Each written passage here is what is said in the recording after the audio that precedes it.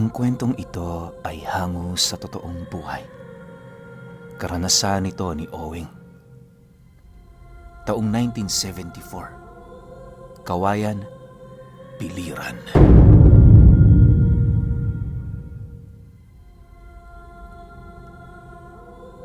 Itong mga panahong ito, kakauwi lang ni Owing sa Biliran.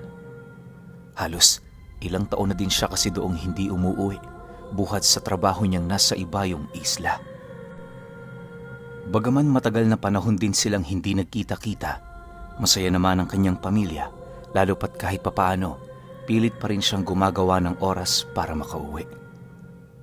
Nga pala, panganay sa magkakapatid itong si Owing. Lahat ng kanyang mga kapatid noon, merong kulang sa pag-iisip. Yung sumunod sa kanya, ni minsan hindi niya pa nakitang tumawa. Palagi lang itong malungkot pinuno, kahit wala naman yung naranasang kakaiba sa buhay nito. Ang mas ipinagtataka niya pa roon, bibihira lang din ito kung makipag-usap at mas palagi nitong pinipiling mag-isa. Minsan, may mga pagkakataon naman yung nakikipag-usap sa kanya pero hindi rin yun tumatagal. Yung lungkot nito, animoy isang sumpong na halos hindi mo mawari kung anong oras at panahon ito iepekto. Bagaman gano'n ang estado ng kanilang pamilya, hindi naman niya yun ikinakahiya. Para sa kanya, tungkulin niyang protektahan ng mga ito, alinsunod sa kanyang pangako sa yumao nilang ama. Pagdaan ng mga araw ng kanyang pananatili sa kanilang tahanan, inilaan niya ang kanyang oras para tumulong sa kanyang mga kapatid. Siya na rin noon ang gumawa ng paraan para magkaroon sila ng makakain nang sa gayoy makapagpahinga naman ang kanilang ina. Isang hapon, habang gumagapa siya ng damo sa gilid ng hardin nila, dumating yung kapatid niyang malungkutin. Nang mapansin naman niya ang ginawa nito, agad naman niya yung tinitigan habang mahinahong nagtatanong dito ng, "Bakit, Umboy? May problema ka ba?" Nang marinig naman ng kanyang kapatid ang kanyang sinabi, umiling lang naman ito, senyales na hindi yun ang kanyang pakay kay Owing. Dahil sa naging aksyon nito, minabuti naman niyang makiramdam hanggang sa marinig naman niya yung sumagot sa kanya ng, "Kuya, pwede mo ba akong isama pabalik sa pinagtatrabahuhan mo? Ayoko na rito. Mga salbahe ang tao rito. Palagi nila akong sinasaktan. Hindi ko alam eh. Wala naman ako nagawang kasalanan." Matapos nitong makapagsalita, bigla naman yung humikbi na para bang matagal na panahon na nitong tinatago ang problemang yon. Nang marinig naman ni Owing ang sinabi ng kapatid niya, mahinahon naman niya yung pinayuhan at tinanong nang sa gayoy magawa niya ring malaman kung sino ang mga taong nanakit dito. Sa pagpapatuloy ng kanilang pag-uusap, doon niya napag-alaman na ang mismong mga kapatid nila ang gumagawa ng ganoong bagay sa sumunod sa kanya. Dahil sa kanyang mga nalaman, agad naman niyang inabisuhan ng kapatid niyang yon na huwag nang matakot dahil pipilitin niyang kausapin ang mga ito. Kinahapunan, pagtungtong ng takip silim, walang pagdadalawang isip naman niyang tinawag ang kanyang mga kapatid upang sabihan yon ukol sa kinakaharap na problema ni Umboy. Matapos namang mapag-alaman ng mga ito ang kanyang sinabi, lahat ito ay hindi makapagsalita. Maya-maya pa, bigla namang tumitig ang pinakabunso nila habang pabulong na sumasagot sa kanya ng, "Hindi namin yan inaaway, kuya. Sa katunayan, tinutulungan pa nga namin yan eh. Hindi mo ba alam? Sumpa sa ating pamilya si Kuya Umboy. Ang pagiging malungkutin niya ang nagbibigay kalbaryo sa amin dito. Mas gugustuhin pa naming mamatay siya para maging malaya na kami." Nang marinig naman ni Owing ang sinabi nito, agad naman niya yung nilapitan para hatawin ang patpat na kanyang nakuha malapit sa kanyang kinauupuan. Paglapat nito sa katawan ng kanyang kapatid, wala naman yung naging reaksyon na siya namang labis niyang ikinagulat. Sa puntong yon, nakisawsaw na din ang kanyang ina upang ilahad sa kanya ang mga bagay na kinakailangan niyang malaman. Ayon sa nanay nila, matagal na silang pinapalayas sa baryo dahil kay Umboy. Kapag kasi meron yung kinakausap na ibang tao sa kanilang lugar, kung hindi yun nagkakasakit, nagiging biktima ito ng mga aswang. Marami na ring albularyong tumingin sa kapatid nilang yon, pero lahat ito walang nakitang kakaiba. Ang mas nakakapagtaka pa, ang mga albularyong tumingin dito, mariing inilalahad na tao ang kapatid nilang yon. Hindi rin ito naniniwala na meron yung dalang sumpa, gawa ng ayon sa mga ito, pangkaraniwang presensya lamang ang tinatangan ni Umboy. Dagdag pa ng kanyang ina, ayaw naman nila yung palayasin, gawa ng kahit papaano, dugo at laman pa rin nila ito. Matapos naman itong makapagtapat sa kanya, minabuti naman niyang puntahan ang kapatid niya upang yon ay kausapin. Sa pagdating niya sa silid nito, bahagya naman siya noong natigilan nang mapagtanto niyang sarado ang pinto. Ilang beses niya pa yung kinatok pero hindi talaga nakikinig itong si Umboy. Dala ng kuryosidad ni Owing, dahan-dahan naman niyang sinilip ang pinto hanggang sa masipat niya yung nagdarasal sa harap ng kandilang nakasindi sa pinakagitnang parte ng silid nito. Dahil sa kanyang mga nakita, minabuti niyang ipagpatuloy ang kanyang pagmamasid upang magawang malaman kung ano ang ginagawa ng kanyang kapatid. Maniwala kayo o hindi, makalipas lamang ang ilang minutong pagmanman, bigla namang nanlaki ang kanyang mga mata matapos niyang masilayan ang mahaba nitong dila na unti-unting pumupulupot sa leeg nito. Nag-umpisa na ring manlisik ang mapupula nitong mga mata na siya namang ikinagulat niya. Dala ng kanyang takot, nagmamadali naman siyang pumunta sa kinaroroonan ng ina niya upang ipagbigay alam ang mga nakita niya. Subalit, nang marinig ng mga ito ang kanyang sinabi, wala naman yung naisagot kundi ang tumitig sa kanya. Sa puntong yan, doon napagtanto ni Owing ang nais iparating ng mga ito. Hindi niya mawari pero malakas ang kanyang kutob. Matagal nang alam ng kanyang pamilya ang tungkol sa bagay na nangyayari sa kapatid nila. Maaaring kaya lang hindi nito ipinagbibigay alam ang tungkol doon nang sa gayoy magawa nila yung mailigtas kahit papaano. Nasisiguro kasi ni Owing may kalalagyan ng kanilang kapatid sa oras na malaman ng mga albularyo ang tungkol dito. Sa paglipas ng mga araw, nagpatuloy ang kanilang ordinaryong buhay. Si Owing noon, pilit pa rin kinakausap ang kapatid niyang yon sa pagbabakasakaling mauunawaan niya ang kalagayan nito. Subalit, kahit anong gawin niya, wala yung inilalahad sa kanya. Palagi lang nitong bukang bibig, ayaw nitong makakita ng ibang tao maliban sa kanilang pamilya. Sa oras din na kinakausap niya yon ng mga bagay na merong kinalaman sa mga nilalang kagaya ng mga aswang, umiiyak lang ito na parabang takot na takot yon sa nilalang na sinasambit niya. Dahil dito, tuluyan ang kinutuban ng masama itong si Owing at ang tanging naisip na lamang niya noong paraan, ilahad sa albularyo ang kanilang mga pinagdadaanan. Alam niyang isa yung mahirap na desisyon pero wala siyang pagpipilian. Nababahala din kasi siya noon kahit papaano, lalo pat hindi nila kayang mabasa ang pag-iisip ng kapatid niya.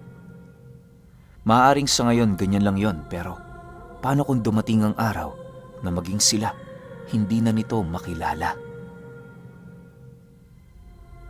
Sa pagsapit ng araw ng Sabado, sakto naman noon na wala siyang trabaho. Upang hindi masayang ang kanyang oras, minabuti niyang hanapin ang albularyong kakilala ng kanyang ina para magpatulong. Makalipas lamang ang ilang minutong paglalakad, nadatnan niya ang matandang abalang-abala sa panggagamot ng mga pasyente nitong nakapila. Halos umabot sa labas ng bakuran nito ang pila ng nagpapagamot buhat sa eksperto na yon sa lahat ng karamdamang pangkaraniwan na lamang sa kanilang lugar. Dahil sa dami ng pasyente nito, inabot na ng hapon bago tuluyang makapasok si Owing sa loob ng bahay ng matanda. Pagsipat nito sa kanya, bigla naman yung napangiti habang mahinahong nagwiwika sa kanya ng, Oh, Owing, napadalaw ka. Kumusta na pala si Umboy? Nang marinig naman ni Owing ang sinabi nito, hindi na siya nagdalawang isip ang ilahad sa albularyo ang tungkol sa mga bagay na kanyang nakita. Dahil dito, agad namang natigilan ang matanda buhat sa mga impormasyong nagawa nitong malaman. Makalipas pa ang ilang minuto, inilahad naman ito sa kanya na hindi yon kaanong naniniwala ukol sa mga bagay na sinasabi niya. Dagdag pa ng matanda na matagal na nilang nakonsulta ang kapatid niyang yon, kung kaya't siguradong sigurado ito na wala yung ganoong pagkatao. Subalit, kahit gano'n na ang sinasabi nito sa kanya, nanatili pa ring nagpupumilit itong si Owing sa kadahilanang naniniwala siya na totoo ang mga bagay na kanyang nakita. Dala ng kanyang pamimilit, nagdesisyon ng albularyong bumisita sa tahanan nila noong mismong hapon. Habang binabagtas nila noon ang daan, lahat ng mga bagay na kinakailangan nitong malaman ay wala namang pagdadalawang isip na inilahad dito ni Owing. Tinanong siya ng matanda kung anong oras niya yun nakita, ano ang kasalukuyang ginagawa ng kapatid niya, may kasama ba ito, at iilan pang mga bagay na merong kinalaman ukol sa mga pangyayaring kanyang nasaksihan. Lumipas pa ang ilang minutong paglalakad, narating na nga nila ang kanilang bahay. Pagpasok nila sa loob, unang bumungad sa kanila itong si Umboy na umiiyak. Ayon sa nanay nila, kanina pa nila yung pinapatahan pero hindi pa rin yun kumakalma. Paulit-ulit din itong sinasabi, ayaw nitong makakita ng taong hindi nila kapamilya, lalo pa yung mga matatandang naninirahan sa baryo. Matapos naman nilang marinig ang tungkol doon, nagmamadali naman silang yon ay lapitan. Paghawak dito ng matanda, bigla naman yung sumigaw ng malakas, sabay hawi sa kamay nito. Dali-dali rin yung pumasok sa loob ng silid nito at nag-umpisa ng magkulong. Sa paglalim ng gabi, wala namang ibang ginawa sila Owing kundi ang maghintay sa paglabas ng kanilang kapatid. Subalit, sumapit na lamang noon ang 10:00, hindi talaga yon lumabas. Nang mapagtanto ng albularyo, inabisuhan sila nitong pakiramdaman ng mga ginagawa nito sa loob ng 3 araw. Kapag meron silang napansing kakaiba, huwag silang magdadalawang isip na ipagbigay alam yun sa kanya. Kabilin-bilinan din ng albularyo, iwasan nilang kumain sa mga pinagkainan nito. Kung totoo nga kasi ang mga nasilaya noon ni Owing, may posibilidad na lahat sila maaaring malagay sa panganib. Dahil sa naging abiso ng matanda sa kanilang pamilya, minabuti naman nilang tutukan ang kapatid niya. Subalit, pagkaraan pa ng 2 araw, gulat na gulat naman sila nang mapansin nilang wala pa talaga yung balak na lumabas. Ilang beses na din nilang sinilip ang loob ng silid nito pero dahil sa mga saradong bintana at mga nakapatay na gasera, wala silang naaaninag. Kahit nga umaga na noon, hindi pa rin nagbubukas ng bintana ang kapatid nilang yon. Kinagabihan ng 2 araw, nagdesisyon na itong si Owing na buksan ang silid nito. Halos hindi niya na kasi alam ang kanyang gagawin, buhat sa pag-aalala para sa kalagayan ng kapatid niya. Bago niya yun umpisahang wasakin, sinimulan niya muna ito sa pagtatawag ng kanyang kapatid. Nang mapagtanto niyang wala talaga yung balak sumagot, agad naman siyang kumuha ng palakol, sabay pinagtatataga ang trangka nito. Pagkawasak ng pinto, Dahan-dahan naman nilang nasilayan ang pagkakaroon ng liwanag ng silid nito. Paglapat ng ilaw ng gasera sa higaan ng kapatid nila, laking gulat na lamang nila nang masipat nila si Umbong na napakaputi na ng balat. Kalbo na rin ito at meron na yung lumuluwang mga mata. Humaba din ng 10 pulgada ang mga braso nito na siya namang nagbibigay ng matinding takot sa kanila. Pag-atungal ng nilalang na yon, walang habas naman sila nitong sinugod at sapilitang pinagkakakagat. Habang sinasalag naman yon ni Owing, agad naman niyang inabisuhan ng pinakabunso nila na humingi na ng tulong sa albularyo. Paglabas nito ng kanilang bahay, nagtulong-tulong naman sila para igapos itong si Umboy. Subalit, dahil sa lakas nito, wala silang nagawa kundi ang mapaatras habang pilit yung nilalabanan.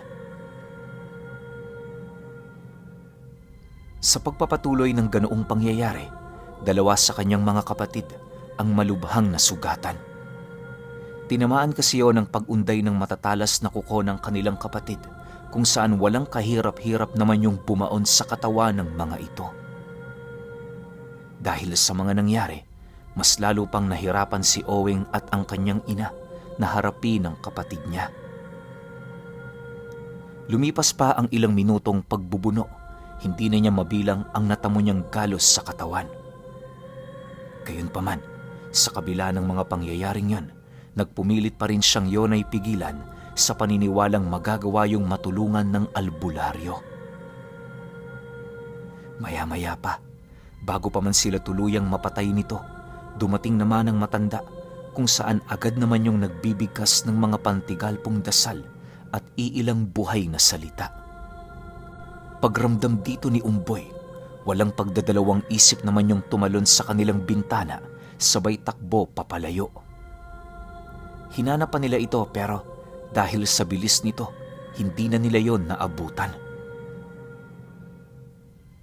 Ayon sa albularyo, mas mainam na hayaan muna nila yon pansamantala, gawa ng nasisiguro naman itong hindi yun aalis sa lugar nila.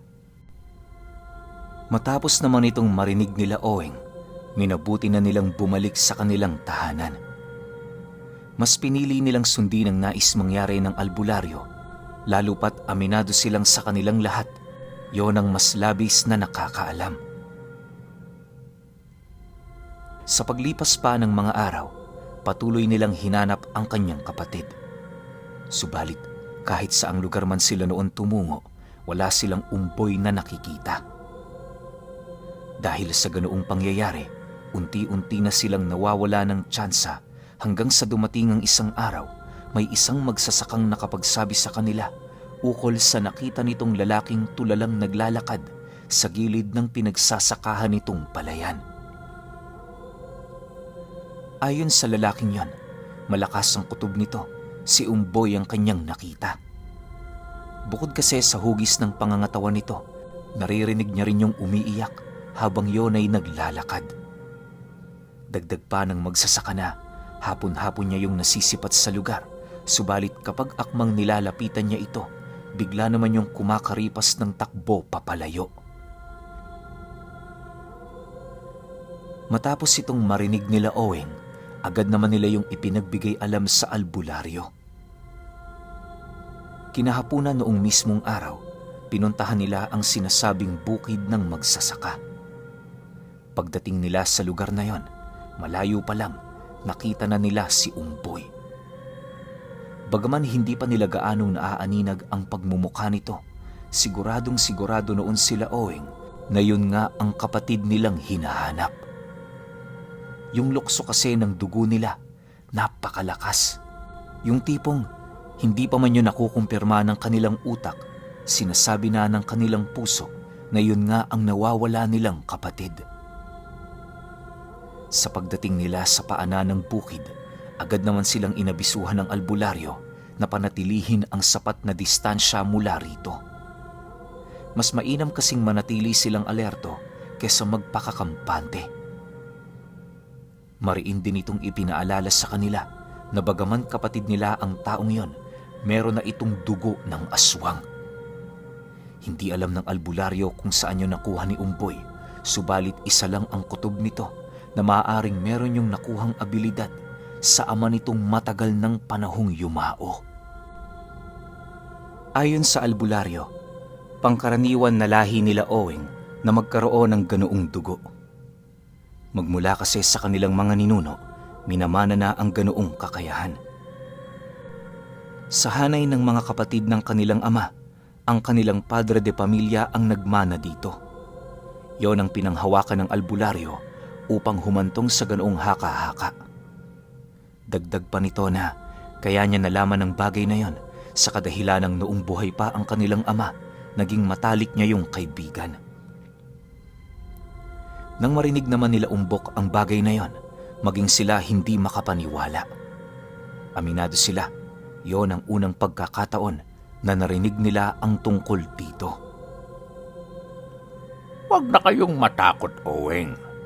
Ngayong alam na natin kung sino ang nagmana ng kakayahan ng iyong ama, matutuldukan na natin ang sumpa ng inyong henerasyon. Maaaring ikamatay ito ni Umboy, kaya ngayon pa lang, sinasabi ko sa inyo, humanda kayo sa mga pangyayaring hindi ninyo inaasahan. Lahat ay pwedeng magbago, depende sa sitwasyon. Paalala ng albularyo sa kanila. Matapos nitong makapagsalita, agad naman yung umihip ng usal sa buong paligid. Pagtanto nitong nakulong na niya si Umboy, walang pagdadalawang isip naman yung umihip ng mga tigalpo at sabulag bilang paunang hakbang ng kanyang plano. Nang masiguro na ng albularyo na nakakalat na ang mga usal na yon, agad naman niyang dinukot sa kanyang bewang ang isang maliit na patpat, sabay sugod sa kinaroroonan nito. Pagsunggab ng albularyo kay Umboy, bigla naman silang nagpagulong-gulong sa lupa hanggang sa dumating ang puntong pumangibabaw na siya rito. Ngunit dahil sa lakas na ipinapamalas ng kanyang kapatid, kung kaya't dali-dali naman siyang lumapit sa kinaroroonan ng albularyo para tumulong. Pagsilay din ng kanyang mga kapatid sa kanyang ginawa, agad din naman yung sumugod sa kanya. Paglapit nila sa kinaroroonan ng mga ito, buong puwersa naman nilang hinawakan ang lahat ng galamay ni Umboy hanggang sa dumating ang puntong wala na yung kakayahan para lumaban. Ang tanging nagagawa na lamang nito ay umangil ng umangil para sindakin sila.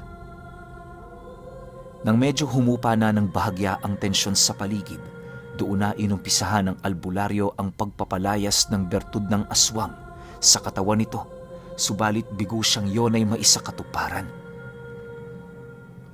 Sa pagsilay nito sa mga mata ni Umboy, agad naman yung tumingin sa kinaroroonan ni Owing, bakas ang labis na kalungkutan. Maya-maya pa, nanlulumo naman yung nagwika sa kanila ng, Wala na akong magagawa. Nakakain na siya ng karne ng tao. Iisang bagay na lamang ang makakapagligtas sa kanya. At yun ay ang kanyang kamatayan. Hindi ko hahayaang tutulan niyo ang nais ko. Tandaan ninyo, hangad kong magligtas ng maraming buhay, hindi ang buhay ng iisang tao lang. kasabay ng pagwika nito, ay ang mabilis na naman itong pagdukot ng punyal, sabay tarak nito sa dibdib ni Umboy. Nang muling mabunot na yon ng albularyo, bigla naman yung nagpumiglas habang patuloy na naghihingalo. Hindi naglaon, panaka-naka na ring umangat ang katawan nito hanggang sa tuluyan na ngang lumabas ang pinakahuli nitong hininga. Nang masipat naman ni Owing ang ginawa ng albularyo, dali-dali naman niyang nilapitan ng kanyang kapatid para yakapin ito. Makalipas pa ang ilang minuto, napansin na lamang nila na isa na yung malamig na bangkay. Upang hindi na sila makagawa ng pagkakamali sa matanda, agad naman niya yung sinigawan na umalis na sa lugar na yon. Mas nanaisin niya pa kasing wag na yung makita kesa naman makipagpatayan pa siya rito. Sa pagsapit ng mga araw ng lamay, kahit papaano, unti-unti na ring nauunawaan ni Owing ang naging pasya ng albularyo. Dala ng kanyang pagkahiya mula rito, matapos mailibing ang kanyang kapatid, agad naman niyang nilisan ang kanilang lugar. Mula noon, hindi na siya bumalik doon para pagsisihan ang kanyang ginawa sa matandang nagmagandang loob lamang sa kanila. Lumipas pa ang ilang taon, sumunod na rin sa kanya ang kanyang pamilya kung saan doon na sila nanirahan. Pero alam niyo ba, na kahit matanda na itong si Oweng, labis pa rin siyang humihingi ng tawad sa albularyo ukol sa mga bagay na nasabi niya rito. Ngunit alam niya sa kanyang sarili na nagawa niya lamang ang bagay na yon dahil sa galit noong masipat niya ang kanyang kapatid na pinatay sa kanyang harapan.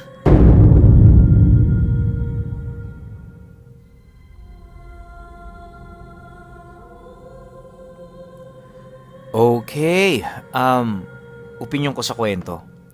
Ang sakit lang nung naranasan ni Oweng, no? Kasi lumapit ka nga sa albularyo para magpatulong tungkol sa kalagayan ng kapatid mo. Kasi nga umaasa ka na gagaling pa yon. Pero hindi.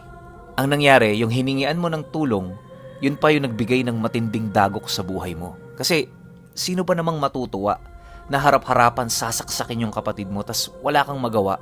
Kasi yun na lang yung nag-iisang solusyon para matigil yung nangyayari sa kapatid mo. Sobrang sakit nun para sa isang kapatid na tulad natin o tulad nyo na meron kayong kapatid. Imagine ninyo kung gaano nakakagigil yung sitwasyon na yun. Buti nga itong si Oweng nakapagpigil pa eh. 'Di ba? Pero sana, noon pa na may nagpapakonsulta sa kanila tungkol nga dito sa kapatid ni Oweng, sinabi na nila yung bloodline nila. 'Di ba? Kasi sabi ng albularyo, may lahing aswang talaga eh, lalo na yung sa tatay side niya. Kung noon pa sinabi na nila yon, siguro naman namulat sila Oweng na or aware sila na pwedeng may isa nga sa kanilang magmana nung pagiging aswang ng tatay nila. So, mas tatanggapin na nila yon or mas maaagapan nila ng mas mabilis kung sakaling sinabi na yon ng mga manggagamot o albularyo na pinagkonsultahan nila. Pero hindi eh. Parang kinimkim pa eh.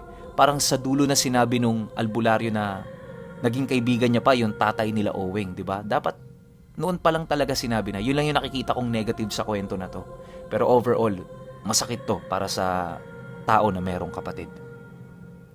Kayo pa rin, kung may opinyon kayo sa kwentong ito, comment nyo lang sa baba. Yun lang, hanggang sa susunod na kwento. Salamat.